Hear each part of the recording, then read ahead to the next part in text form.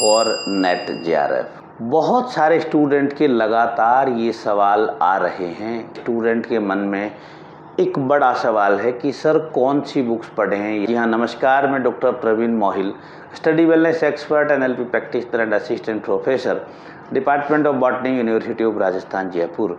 रूबरू हूँ आपसे एक छोटे से डिस्कशन को लेके कौन सी बुक्स अच्छी हैं और किस तरह से एक स्टूडेंट है वो बुक्स को आइडेंटिफाई करे, किस तरह से वो बुक्स को पहचाने। आपका सब्जेक्ट कौन सा भी हो, बॉटनी है, जूलॉजी है, केमिस्ट्री है, फिजिक्स है या कोई और सब्जेक्ट हो, यहाँ पे हम एक स्टडी वेलनेस एक्सपर्ट होने के नाते यानी कि जो माइंड का जो साइंस है उसके अकॉर्डिंग हम बात कर रहे हैं। Topic is books for net JRF, यानी कि नेट जेआरएफ के लिए कौन सी बुक्स को हमें पढ़ना है। और सवाल क्या आते हैं कि कोई है क्या, बच्चे पूछते हैं कि नेट जेआरएफ के लिए कोई बुक आती है क्या। बिल्कुल हाँ, आती है, और एक नहीं बहुत सारी आती हैं। एक नहीं बहुत सारी आती हैं। आप गूगल पे लिखेंगे ना तो आपको बहुत सारी गाइड, बहुत सारी नोट्स और बहुत कुछ आपको मिल जाएगा।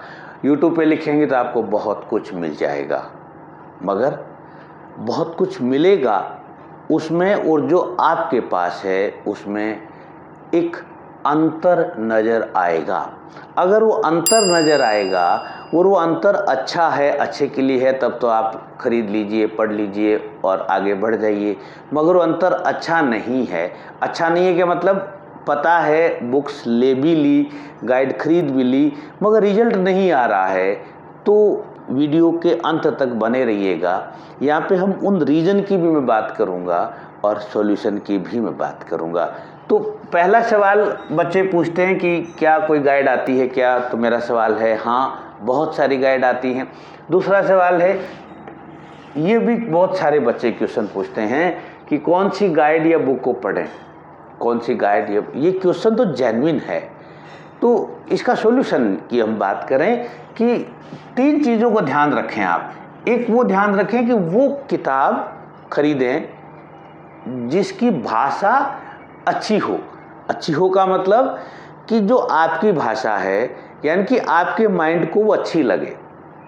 हो सकता है आपके हिंदी और इंग्लिश का बैरियर हो, तो वो भी हमारा फुलफिल होना चाहिए। अब मान लो आप हिंदी मीडियम के, हिंदी में कोई बुक आ ही नहीं रही, तो इसको हम एक बार के लिए छोड़ सकते हैं। मगर सेकंड पॉइंट है कि डायग्राम बहुत अच्छे होने चाहिए। आपकी बुक के जो डायग्राम हैं, यानी कि जो टॉपिक समझाए हुए हैं, डायग्रामेटिक प्रेजेंटेशन है, वो बेहतरीन होना चाहिए। क्योंकि डायग्रामेटिक प्रेजेंटेशन जो है वो आपके इंग्लिश और हिंदी का जो कॉन्फ्लिक्ट है उसको काफ़ी हद तक सॉल्यूशन में ला देता है, काफ़ी हद तक सॉल्यूशन में ला देता है। तो इस वजह से ये लैंग्वेज की बात होगी। लैंग्वेज का जो ओरिजिनल जो मेरा मतलब है वो ये कि आप जब बुक खोल के जब आप पढ़ेंगे तो आपको बुक अच्छी लगेगी, इससे मेरा मतलब है लैंग्वेज से।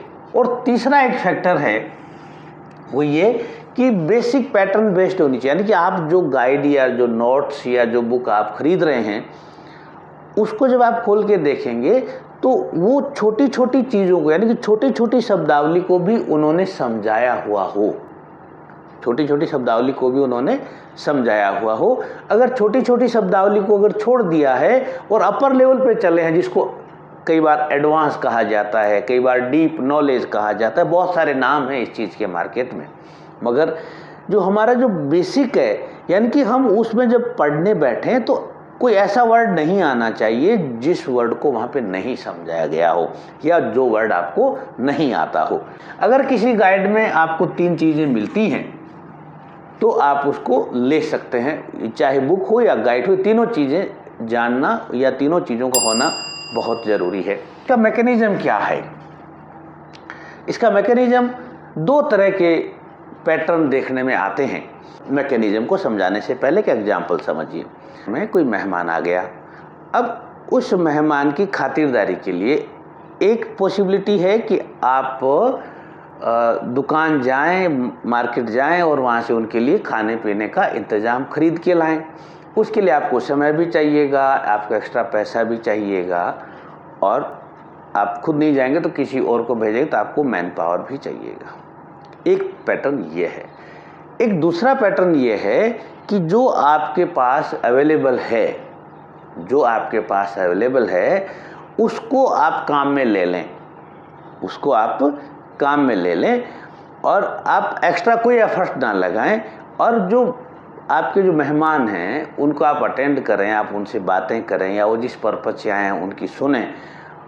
और जो भी आपका ऑब्जेक्ट है, मेरा मतलब यहाँ दो पॉसिबिलिटी है, एक तो जो हमारे पास हमारे घर में रखा है, कमरे में रखा है, उसको हम काम में ले लें, एक हम सब कुछ बाहर से लाएं। स्टडी वेलनेस एक्सपर्ट होने के नाते हम इस चीज़ को एडवोकेसी करते हैं कि जो हमारे पास है, जो नॉलेज या जो डेटा या जो चीज़ें हमारे पास रखी हुई हैं पहले, हम उन्हीं से आगे बढ़ेंगे।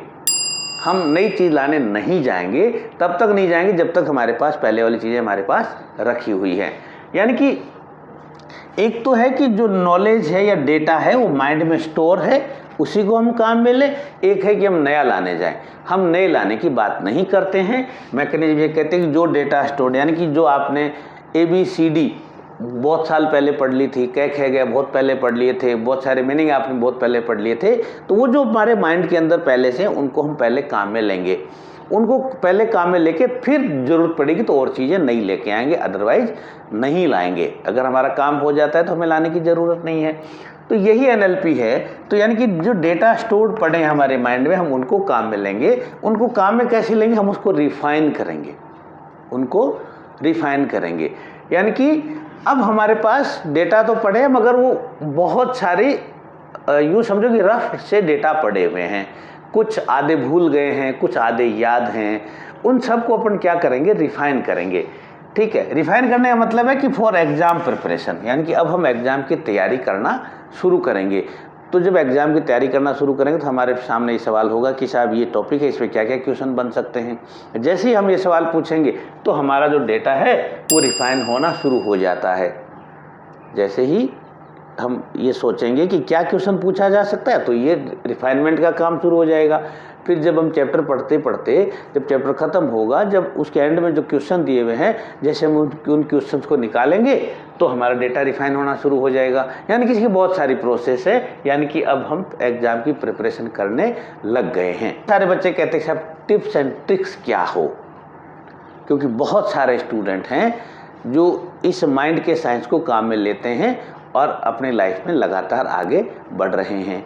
तो टिप्स एंड ट्रिक की बात करें तो पहला जो इम्पोर्टेंट पॉइंट है, select your best book. Select your best book. यहाँ पे मैंने क्या कहा था, कोई है क्या गाइड, बहुत सारी हैं और कौन सी ये मैंने बता दिया। मगर अब मैं इससे आगे चल रहा हूँ कि पहला काम ये करना है कि आपको अपनी बेस्ट बुक्स को छांट लेना है।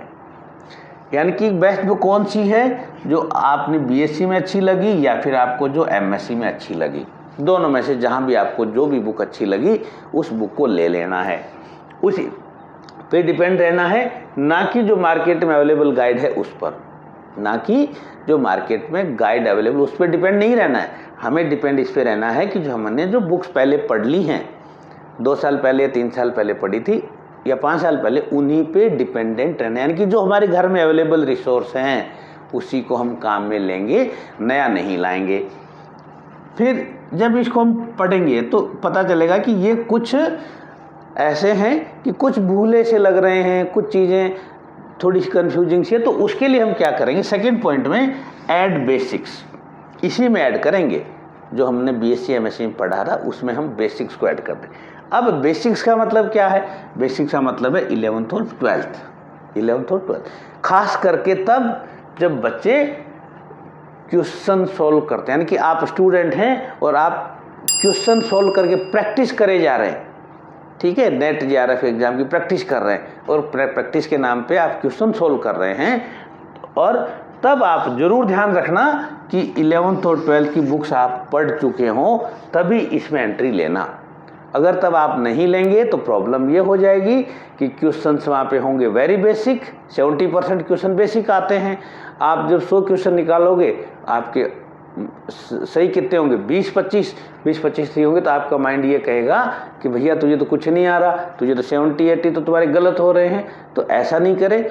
ऐसी स्थिति में माइंड क्या करे? वहाँ से आपको एक बहाना देगा किसी भी प्रकार का, और आप वहाँ से आपको बचा लेगा। यानी कि अपनी खुद की जो होती है ना फील होना कि यार मेरे को कुछ नहीं आ रहा, मैंने पढ़ाई नहीं करी, उससे वो बचा लेगा, कोई न कोई बहाना दे देगा कि मुझे तो ये नहीं, मुझे तो फला कुछ करना है, मुझे तो कुछ और करना है, मुझे कुछ और करना है। और आखिरी बहाना होता है कि मैं कमज़ोर हूँ, आखिरी बहाना है वो है मैं कमज़ोर हूँ, ठीक है, मैं नहीं कर सकता, ये आखिरी बहाना है। ऐसे में क्या करना है कि प्रैक्टिस से पहले आपको 11th-12th को ऐड कर लेना है, ये बहुत ज़रूरी है। और फिर एक काम और करना है, अगला पॉइंट, ये बहुत इंपॉर्टेंट चीज़ है, ये कई बार बहुत से बच्चों को रोक देता है। क्या है? Leaves other parallel alternative exams for 2 to 3 month only, यानी कि 2 या 3 महीने के लिए कम से कम। अगर आप पूरा ही छोड़ दें तो बहुत अच्छी बात है, मगर नहीं छोड़ सकते हैं, आपकी परिस्थितियां हैं, मैं मानता हूं, तो सिर्फ 2 महीना पकड़ लें आप, और 2 महीने के लिए आपके जो अल्टरनेटिव एग्जाम उनको एक बार भूल जाएं, छोड़ दें उनको। जैसे एक स्टूडेंट है जो एमएससी कर रहा है, अभी उसका 4th सेमेस्टर है, वो एमएससी कर रहा है और वो इस तैयारी में भी लगा हुआ है, तो उसने एक बार के लिए ये छोड़ रखा है कि बीएड नहीं करनी। बीएड कोई बुरी नहीं है, मैं बीएड के अगेंस्ट नहीं हूँ, वो कह रहा है कि सर मुझे तो यही करनी है, और वो उसमें लगा हुआ है और उसका भी रिजल्ट आने वाला, पेपर बहुत अच्छा हुआ। तो ऐसे में आपको एक बार के लिए 2-3 महीने के लिए उस चीज़ को, यानी कि पैरेलल जो भी है, एक पैरेलल ये भी हो सकता है कि मुझे तो ये नेट जेआरएफ करनी ही नहीं है, मैं तो कुछ और ही काम कर लूँगा। ये जितने भी पैरेलल हैं वो क्या हैं, आपको आपकी एनर्जी को लीक कर देते हैं, बहुत सारी एनर्जी आपकी लीक हो जाएगी इससे, इस चीज़ को ध्यान रखना है। Last point most important point है, आपने कुछ बच्चों को देखा होगा कि वो आप जब उनको पहले देखते थे तो आपको लगता था कि ये क्या करेंगे यार, ये तो बहुत ही अजीब से बच्चे हैं, उनको क्या आता है, कि हर तरह से आप उनको पाते थे कि अरे कुछ भी नहीं है, पता नहीं यूनिवर्सिटी में पढ़ते हैं या नहीं पढ़ते हैं, कॉलेज में पढ़ते हैं नहीं पढ़ते हैं, अजीब अजीब से ख्यालात आपके पहले रहे। और बाद में एकदम से आपको जब आपके सामने आते हैं कि साहब नेट जेआरएफ एग्जाम भी हो गया, वो असिस्टेंट प्रोफेसर भी बन गए, उनकी नौकरी भी लग गई, फिर आप सोचते हैं ये ऐसा कैसे हुआ है, ये यहाँ तक कैसे पहुँच गया है, कैसे पहुँच गई।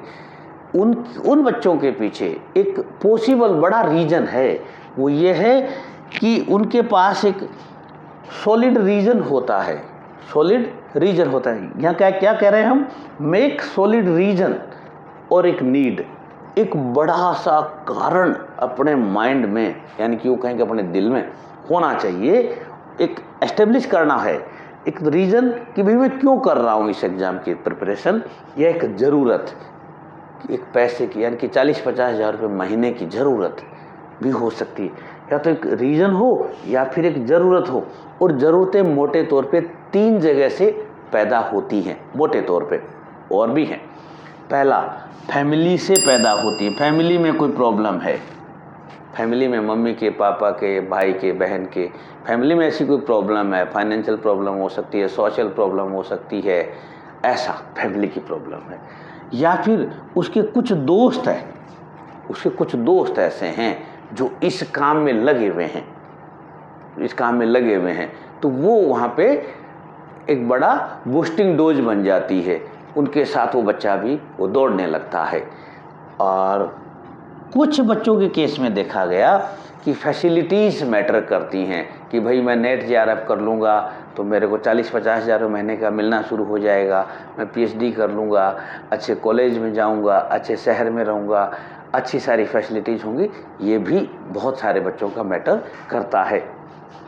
तो ये जो 4 चीज़ें जो हैं, ये हमारी बहुत बड़ी चीज़ें हैं, बहुत इम्पोर्टेंट चीज़ें हैं। अब आपका अगर सवाल रहा है कि भाई कोई बुक है क्या, यानी कि कौन सी बुक पढ़ें, अब समझ में आ गया कि आप मार्केट में आपको जाने की ज़रूरत नहीं है, मार्केट में जाने की ज़रूरत नहीं है। आपको कहाँ जाने की ज़रूरत है, आपके घर में जो बीएससी की और एमएससी की बुक्स पढ़ी हैं उन्हीं को पढ़ने की ज़रूरत है। ये पहले क्वेश्चन का जवाब मैं यहाँ दे रहा हूँ।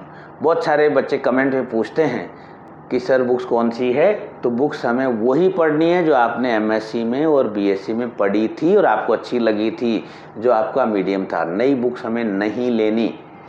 दूसरा, कौन सी गाइड लें, इसका आंसर भी है कि आपको गाइड की भी ज़रूरत नहीं है, आप इन्हीं बुक्स को ले लें, इन्हीं बुक्स को ले लें, नया कुछ भी ज़रूरत नहीं है। अगर नई बुक्स या नई गाइड लेनी भी है तो पहले एक बार इन स्टेप को 6 महीने के लिए फॉलो कर लें, यानी कि 6 महीने के लिए अपना जो सिलेबस है उसको इन्हीं किताबों में से पूरा कर लें एक बार, उसके बाद ख़रीद लें, ताकि आपको कुछ उसमें से एक रिफ्रेशमेंट मिल जाएगा। कि होप कि आपके जो 2 क्वेश्चन आ रहे थे, बहुत सारे बच्चों के थे, तो उनका आंसर आपको मिला होगा। और इसी से जुड़ा आपका कोई भी क्वेश्चन हो या कोई भी आपका डाउट हो तो आपका स्वागत है। हाँ, वीडियो अच्छा लगा हो तो गुजारिश की लाइक कीजिएगा, किसी दोस्त की या किसी बच्चे की हेल्प के लिए वहाँ तक शेयर कीजिएगा, और ऐसे ही वीडियो के अगले नोटिफिकेशन के लिए चैनल को सब्सक्राइब कर लीजिएगा। Thank you very much, wish you all the best.